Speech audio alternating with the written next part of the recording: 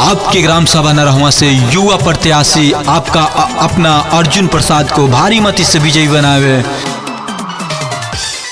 ए काका ए चाची, अरे देख लिया जा, अब की बार अर्जुन प्रसाद के भारी मत से विजयी बनैया जा।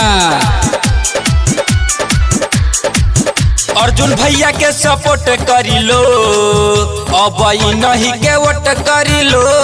जिंदाबाद जिंदाबाद अर्जुन भैया जिंदाबाद। अर्जुन भैया के सपोर्ट करी लो, अब नहीं के वोट करी लो।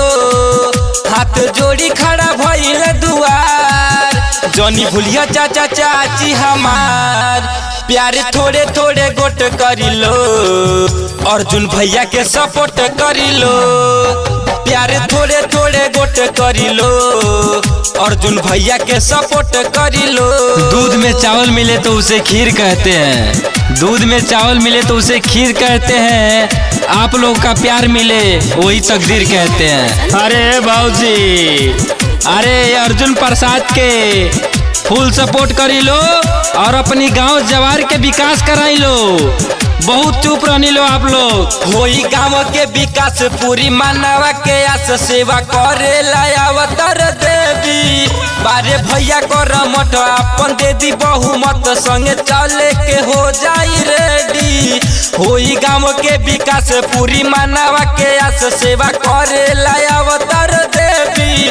बारे भैया कर मठ अपन दे दी बहुमत, संगे चले के हो जाई रेडी। हवे इनके न रहवा घर, वोट चाहिए भाई सब कर, अब नाही संकोच करी लो। अर्जुन भैया के सपोर्ट करी लो, अब नाही संकोच करी लो। अर्जुन भैया के सपोर्ट करी लो। अरे काका, अरे चाची, अरे अरे अर्जुन भाई के वोट करी लो हो। प्रेजेंटेड बाय तहलका म्यूजिक हाजी नगर। जो इंसान गरीबों को ना सुने उसे कभी ग्राम प्रधान ना चुने।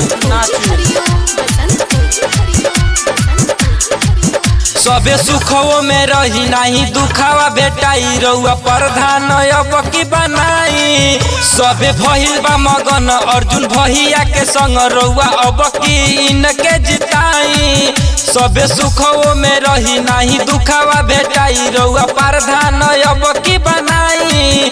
सबे भइल बा मगन अर्जुन भैया के संग, रउआ अब की इनके जिताई।